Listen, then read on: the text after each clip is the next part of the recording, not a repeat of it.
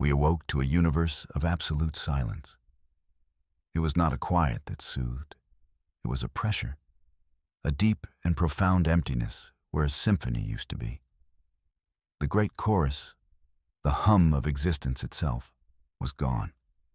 Every star, every planet, every living soul had a voice in that chorus. It was the rhythm of our lives, the background music to our very existence. Now, only nothing remained. We floated in our bioships, listening. We strained our senses against the void, hoping for a single note, a faint echo. But the silence was a wall. It was perfect and unbroken. Our own heartbeats sounded like thunder in the stillness. Our thoughts were screams in a soundproof room. This was not peace. This was an absence, a theft on a scale we could not comprehend. Our home worlds felt it too. Trillions of voices cried out in confusion. Their psychic resonance, once a mighty river, was now a trickle.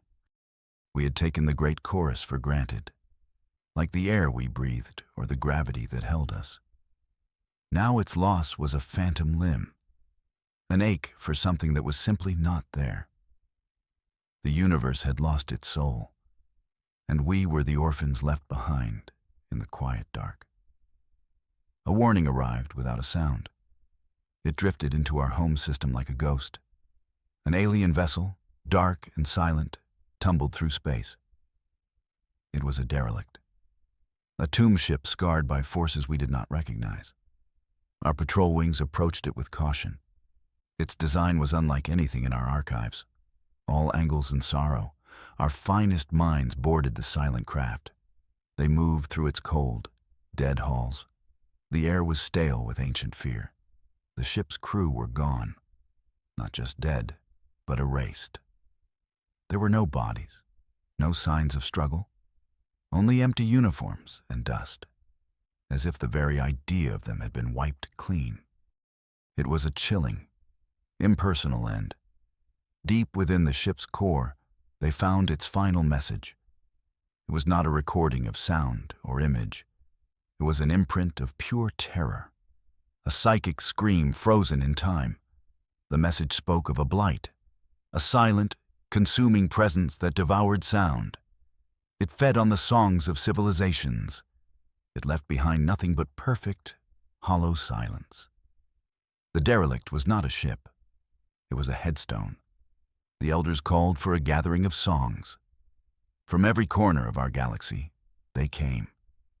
The chorus of worlds convened in the star-bright capital. Great fleets of living ships gathered, each one a unique instrument, each civilization a different voice. We were a people of music. Our technology, our culture, our spirit. It was all woven from harmony. The elders stood before the assembly. Their voices, though weakened by the silence, rang with purpose. They spoke of the great chorus as our birthright. They called the consuming blight an abomination, a sacrilege against the nature of existence itself.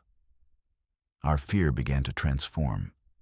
It sharpened into resolve, a determination to fight silence with sound. Our plan was audacious, beautifully simple. We would lend our own voices to the universe. We would sing a song so powerful it would reignite the fading chorus. We would remind the cosmos of what it had lost. It was a desperate gamble, a symphony against the void. But it was our only hope. Our fleets began to tune their energy signatures. We prepared to sing as one. A figure appeared in the heart of the grand assembly. It shimmered into existence, a distortion in space. It was neither life as we knew it, nor pure machine. It was a silhouette of tangled light and shadow. It called itself the Void Shepherd. It spoke without a mouth. Its thoughts echoed directly in our minds. Cold and clear as glass, it did not come with threats. It came with a warning, delivered without emotion. The shepherd told us our plan was folly.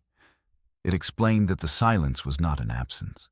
It was a presence, a hunger that our music would not sate. Our song would only draw its attention. We would be ringing a dinner bell for the end of all things. The entity's words were unsettling. They planted a seed of doubt in our unified resolve. The elders questioned it. Who are you? Where did you come from? The void shepherd gave no answers about its origins.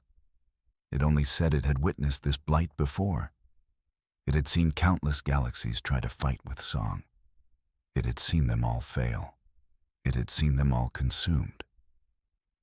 Then, as quickly as it arrived, it vanished, leaving only its chilling prophecy behind.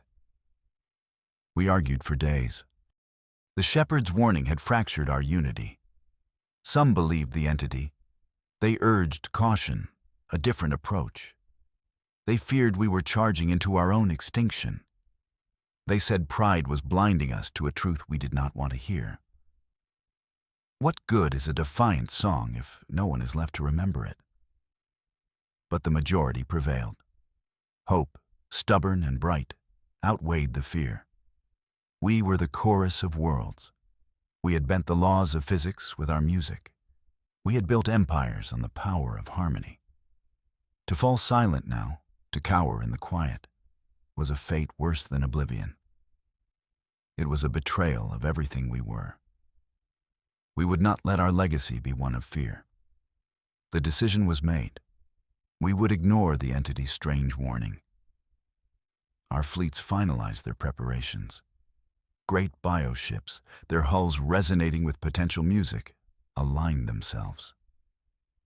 We would carry our song into the dark.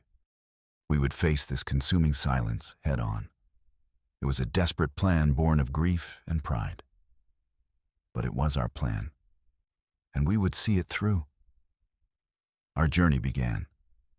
The combined fleets of the chorus of worlds slipped into the void. We left the familiar lights of our galaxy behind. The last star-born beacons of home faded to tiny specks. Then they too were gone. We were alone in the great dark between galaxies, a place where the great chorus had always been faintest. Now it was an abyss of absolute null. The silence grew heavier with every light year we crossed. It was a physical weight, pressing on our ships and on our souls. Our navigators plotted courses through utter blackness. There were no nebulae here, no stray starlight, just an endless, unblinking void. The emptiness outside began to seep inside. Crew members spoke in whispers. The hum of our own life support systems seemed obscenely loud.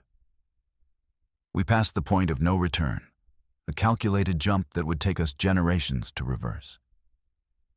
There was no turning back now. We were committed. A strange fatalism settled over the fleet. The mission had to succeed, because failure meant being stranded here forever. Lost in the silent, starless ocean, we were a single note of defiance, traveling deeper into an eternal rest. Then we found them, the first of the dead galaxies. It was exactly as the derelict's message had warned, but seeing it was different. The reality was a cold shock that terror alone could not convey. It was not a galaxy of dark stars and cold worlds. It was a perfect sphere of absolute nothing, a hole in the fabric of space. Our sensors returned impossible readings. Inside that sphere, space-time itself was smooth, devoid of matter, energy, or quantum fluctuation. It was a scar, a place where a galaxy full of life and light had been surgically removed from the universe. We found another, and another, each one a flawless orb of non-existence, each one a testament to the power of the blight. This was the Devourer's wake, a trail of cosmic ghosts. The sheer scale of the destruction was soul-crushing. Billions of stars, trillions of worlds, uncounted symphonies of life, all gone, all reduced to these placid memorials of emptiness. Our defiance felt small. Our song felt like a child's cry against a hurricane. We were facing a power that did not just kill, it unmade reality. It appeared again. The Void Shepherd. It did not materialize in a single place this time. It was everywhere at once. Its presence enveloped our entire fleet. A calm, immense consciousness that dwarfed our own. Its formless shape stood between us and the next sphere of nothingness. It blocked our path. This time it did not feel like a warning. It felt like an intervention. It did not need to speak. Its thoughts flowed into us, carrying a terrible clarity. It showed us images, not of dying stars, but of birthing universes. It showed us the dawn of creation, a time before light, before matter, before the first note of the great chorus was ever sung. It showed us the silence, not as an enemy, but as the beginning. The entity finally revealed the true nature of the consuming silence. It was not a blight. It was not a mindless force. It was a god, a creator, the first consciousness to exist. It had created the original universe through stillness, through the perfect, unbroken peace of absolute zero. Our universe of light, energy, and song was an unintended consequence, an irritating noise in its silent cathedral. And now, it was simply cleaning house. The shepherd's revelation settled upon us, a truth so vast it bordered on incomprehensible. We were not fighting a monster. We were a footnote in a cosmic story we never knew existed. The entity explained the silent god's perspective. Our existence, our chorus, was a cacophony, a chaotic, painful scream that disrupted its divine work of silent creation. Then came the choice, the impossible sacrifice. The shepherd explained that the Creator God did not hate us. It barely perceived us. We were just noise. To stop its methodical erasure of our universe, we had to prove we understood. We had to demonstrate an appreciation for its own art form. One galaxy, just one, had to willingly embrace the silence. It had to choose to end its own song, forever. A wave of disbelief and anger washed through the fleet. The entity was asking us to commit suicide on a galactic scale, to sacrifice our home, our families, our entire civilization, for a silent god we never knew. It wanted us to offer our throat to the knife, to become a silent sphere like the ones we had witnessed. It promised this sacrifice would appease the Creator. It would see our act as understanding, not defiance, and it would leave the other galaxies in peace. The debate was short and violent. To some, the logic was sound. The sacrifice of one galaxy to save dozens, a terrible but necessary calculus. But for most of us, it was unthinkable. We were a people of song. To choose silence was to deny our very nature. It was to admit that our entire existence was a mistake, a flaw in the grand design. We would not do it. We would rather be erased than bow to a god of nothing. Our answer was a chord, a single, perfect note of unified power that we had held in reserve. It was the first note of our war song. It blasted from our fleet, a wave of pure sonic energy. It was a declaration, a statement of our right to exist. The void itself recoiled. The fabric of space-time trembled. We had refused the impossible choice. We would not go quietly into the night. We would sing our defiance until the very end. The universe shuddered under the power of our chorus. The song we unleashed was more than just sound. It was a weapon forged from the very essence of our being, a symphony of defiance aimed at the heart of the silence. For a moment, there was a flicker of triumph. We had struck the first blow. We had made the silent god listen. That was our mistake. We had not angered it. We had not harmed it. We had simply gotten its attention. The silence, which had been a passive, consuming force, now focused. The formless, impersonal pressure coalesced. It turned its full, undivided gaze upon our fleet, upon our galaxy. We had mistaken its indifference for weakness. Now we had its complete and total focus. The true nightmare was about to begin. Our song, our grand anthem of war, awakened the silent god from its cosmic slumber. Imagine a sleeping giant, unaware of the ants crawling on its skin. Our music was the bite that finally woke it. The pressure in the void intensified 1,000-fold. The emptiness was no longer empty. It was filled with a terrible, sentient will. A will that was now directed entirely at us. It did not attack our fleet directly. It was more subtle, more cruel. A message flashed across our command decks. A frantic, desperate signal from home. The outer worlds of our galaxy, the very edge of our civilization, were gone. They had simply winked out of existence, not destroyed in fire and fury, just erased, as if they had never been there at all. Panic began to spread. The silent god was not fighting us. It was dismantling us. It was erasing our past to break our will in the present. Another world vanished, then another. A star system famous for its celestial choirs. A planet that was home to our most ancient poets. Each disappearance was a note torn from our cultural symphony. Each loss was a voice stolen from our chorus. The god of silence was showing us the futility of our struggle. It could unmake us piece by piece without ever touching our warships. It could erase our homes, our history, our very memory from the universe. Our defiant song began to falter. Notes of fear and despair crept into the harmony. We were fighting a war on two fronts, one in the void and one in our own hearts as our civilization was unwritten behind us. We had to make a choice. Flee and watch our galaxy be disassembled from afar, or stand and fight, knowing that our defiance was the very thing provoking the attacks. The elders, their faces etched with grief, made the call.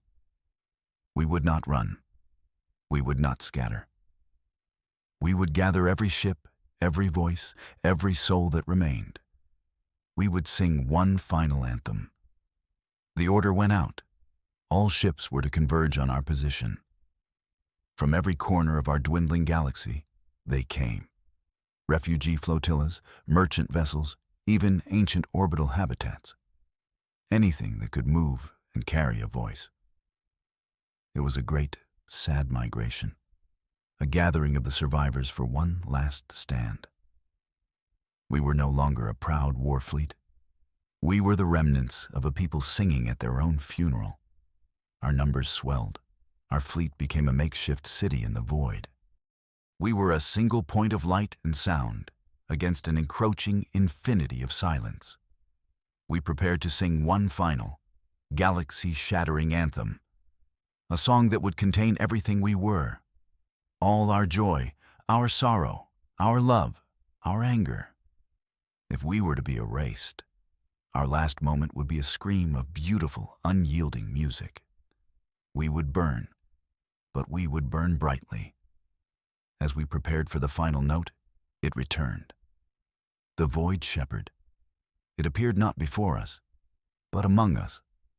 Its formless presence slipped into the heart of our fleet, a calm center in our storm of grief and fear. It did not speak. It did not offer warnings or impossible choices. It simply waited. It watched as we tuned our instruments, as we prepared our voices for oblivion.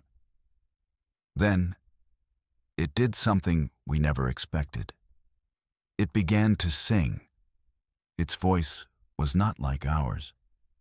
It was not a melody of energy and vibration. It was a song of pure concept, of shifting geometry and abstract truths, a resonance that did not travel through space, but simply was, everywhere at once. It was the sound of silence, given a voice. A new harmony was born. The shepherd's strange, impossible voice did not clash with our anthem. It wove through it. It added a resonance we never knew was possible. It gave our song of life and defiance a foundation of immense, ancient peace. Our music, full of passion and fire, was suddenly balanced by a counterpoint of serene, eternal stillness. The two opposites did not cancel each other out. They completed each other. Our combined song surged outwards. It was no longer a weapon of defiance. It was something more, a statement, an equation, a bridge between two incompatible forms of existence. The pressure from the silent God did not lessen, but it changed. The feeling of cold, implacable will was replaced by something else. A flicker of surprise, of curiosity. For the first time, the silent God was not just hearing noise, it was hearing a composition. The universe held its breath. Our anthem, fused with the shepherd's silent song, washed over everything. It reached the silent God not as an attack, but as an offering, a gift. It did not destroy the silence.